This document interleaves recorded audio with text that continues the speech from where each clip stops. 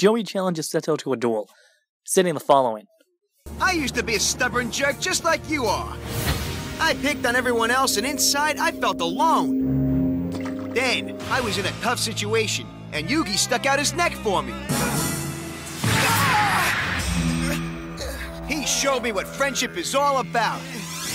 Now I realize that looking out for other people actually makes us stronger. Yugi changed my life that day. Thanks, Joey.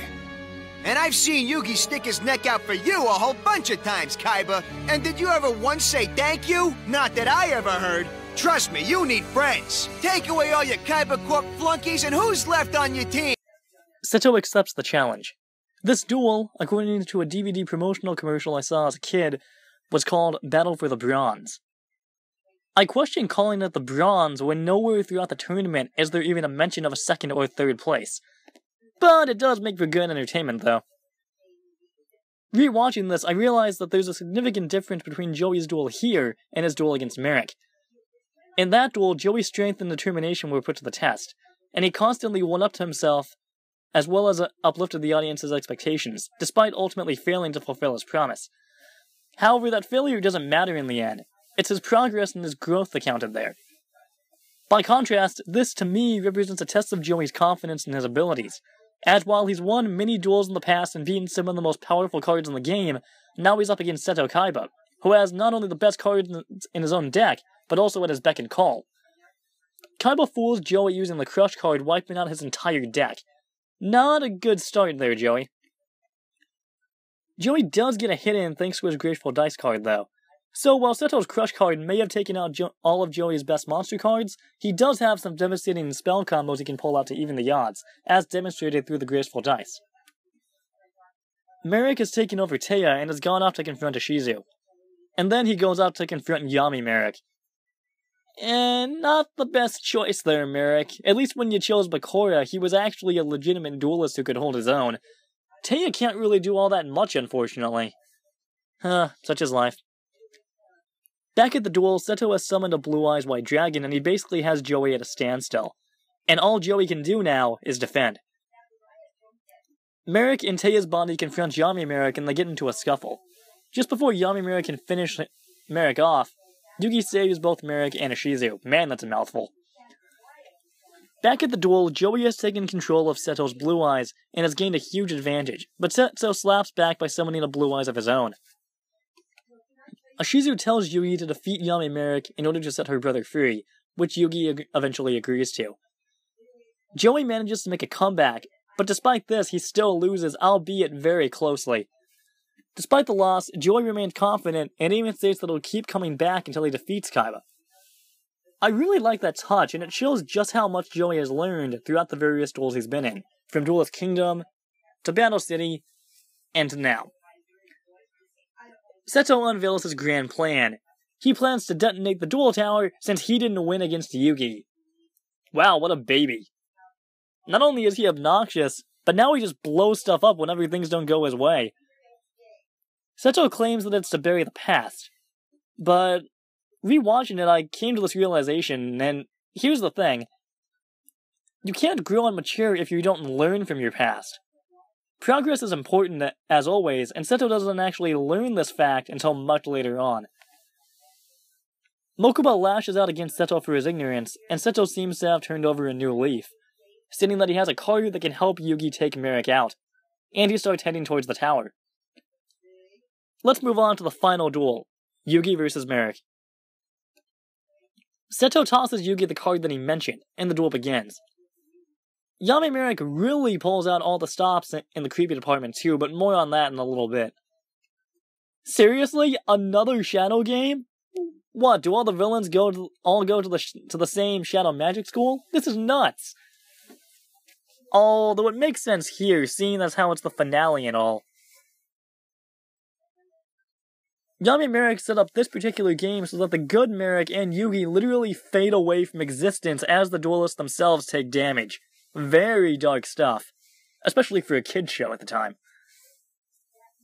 Like the duel between Yugi and Seto, this duel is basically a race to get their Egyptian god cards out as soon as possible. Merrick uses the Winged Dragon of Ra so many times here that I actually got sick of watching it constantly rise up from the ground, via the same animation. Don't get me wrong, that card is cool in its own unique right, but you can only see so much of the same gimmick before it gets stale. I think that may have been why they chose to limit the usage of the God cards in the later seasons, and omit them completely from GX and 5Ds. Merrick summons the Winged Dragon of Ra from the graveyard. The thing that I find really weird about this whole thing, though, is, well, that Yami Merrick literally fuses together with Ra, essentially becoming a single entity with devastating capabilities. Yugi uses the card that Seto gave him, Fiend Sanctuary, which creates a Metal Fiend token. Essentially, as soon as Yami Merrick attacks the token, the attack will backfire, destroying both Ra and by extension himself. However, the token plan ultimately doesn't work thanks to Diffusion, which separated Yami Merrick from Ra right before the attack hit. Yugi manages to summon Obelisk, and he drains nearly all of Yami Merrick's life points in a single shot. Very impressive. However, by doing this, Yugi pretty much played directly into Yami Merrick's hands, and Yami Merrick in response creates an Obelisk clone made entirely out of ectoplasm. Kinda creepy. This, combined with a trap card called Trap Defender, makes Yami Merrick practically invincible. As I mentioned before, Yami Merrick pulls out all the stops when it comes to being gross here. First sticking his tongue out, getting bloodshot eyes, and finally, well, this. Yugi manages to defend Obelisk using Slifer thanks to a spell card. Yugi then taps into the hidden power of Obelisk, sacrificing Merrick's monsters and thus giving Obelisk infinite strength. For some reason though, when I saw Obelisk powering up here, I imagined a Dragon Ball character doing the same thing, like Goku going Super Saiyan 3 or something. So cool. Merrick, however, manages to survive yet again, and the duel continues. Elsewhere, Odeon has awakened and he ventures to the top of the duel tower. Man, he looks so weak. Then again, he was struck by lightning and knocked into a coma, so he's probably still recuperating from all that trauma. Odeon has always wanted to be a Tomb Keeper, and has always wanted Merrick's approval. Which he actually gets here. He makes it to the top, and he confronts Yami Merrick. Odeon's words, in turn, allow the good Merrick to fight back, distracting Yami Merrick long enough for Yugi to activate Ragnarok, which destroys both Yami Merrick and Ra, thus ending the duel. Or so we think. The good Merrick then returns with 1 life point remaining. He surrenders to the Pharaoh, but not before saying some very heartfelt words. He says that he is proud of his family, and that he is honored to be a Tomb Keeper, a stark contrast to earlier on in the arc, considering that he completely despised the position when this arc first began. After Merrick surrenders, he gives Yugi the 3rd Egyptian God card, as well as the Millennium Rod and the Millennium Key. Oh, my bad, script error. As well as the Millennium Rod and the Millennium Ring. Sorry, that was totally in the script. Merrick also shows the Pharaoh the words written on his back, which supposedly holds the key to unlocking the Pharaoh's memories, but Yugi can't seem to read the Egyptian text. Seto then says that they all have 1 hour to get off the island before it self-destructs. Man, Seto really is behaving like a child. If things aren't going his way, he solves the problem not through diplomacy or explanation. No. Seto solves his problems by blowing them up. That cannot be healthy at all, especially given all the destruction and collateral damage it must cause. The remaining episodes mainly consist of comic relief, and with everyone ending up fine. Mai returns, Joey is relieved and thankful, Bakura returns, and he eats everything on board the craft on the way back, which was actually pretty funny. They get off the island, and everyone parts ways. Finally, Yugi and Joey have their rematch. I just wish we got to see how exactly that duel went. It would have been great to see that after all that's happened over this arc, but sadly we weren't able to see any of it. Maybe down the future? Maybe down the road? The final episode is basically a clip show through the eyes of Taya and Serenity, as they reflect on all that's happened. It's a really nice way to end it. There's no big battle, no grand resolution. It's simply 2 characters talking about what they've experienced through a different set of lenses.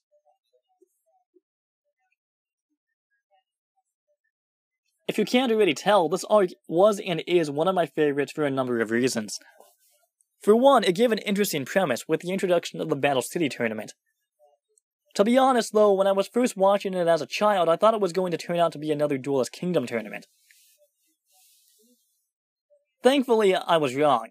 Don't misunderstand, that arc was great, but the story told within it had reached a natural conclusion, and it wouldn't have made much sense to continue on with that particular storyline.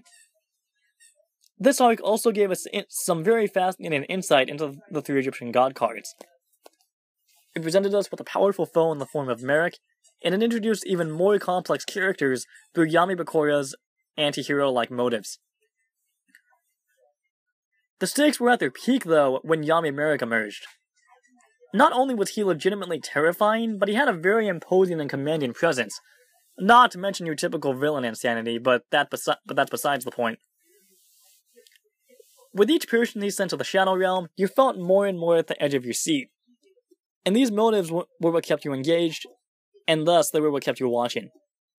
The climax of the arc was extremely well handled, with Merrick coming to grips with what he's done and ultimately redeeming himself, as well as finally fulfilling his family's legacy. This arc also has breathtaking animation. It seems as if the animation budget increases as the series continues, allowing for more detailed and intricate visuals and character models. The voice acting is outstanding here as well. Everyone gives great performances, and despite fans criticizing 4Kids for their dub, this is one of the most memorable dubbed storylines I've seen from any show, anime or not, in years. As mentioned earlier, the Egyptian gods were a force to be reckoned with. From their introduction, we were given all of this backstory and information about them.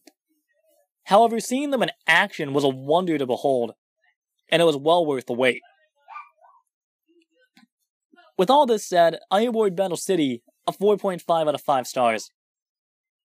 It's an excellently written story with deep fleshed out characters, really high stakes, and spectacular animation. That being said, the reason why I'm deducting a little from the score has to do with the overall ending of the arc. Odeon just appears and suddenly Merrick is back to normal? Don't get me wrong, it's perfectly fine. But there doesn't seem to be any logic behind how Odeon being there somehow restores balance within Merrick's psyche. That being said, the ending is still very satisfying for what it is. With Yugi now in possession of all 3 Egyptian god cards, it seems as if the pharaoh will finally be able to unlock his memory. But as hope slowly rises for our heroes, it seems as if darkness makes a comeback as well. And as such, when we return, we'll be discussing what has to be the most divisive story arc yet amongst the fanbase, despite the fact that it's considered filler, the Waking the Dragon story arc. I'd like to thank all of you who have stuck with this series from the beginning, and have come back continuously to watch this content. It really means a lot. And it encourages me to do more. Your support means that you like the series, and it also tells me not to stop doing it. So from the bottom of my heart, thank you. Thank you guys so much for watching, and I will see you later. God bless, and take care, everybody. Bye-bye.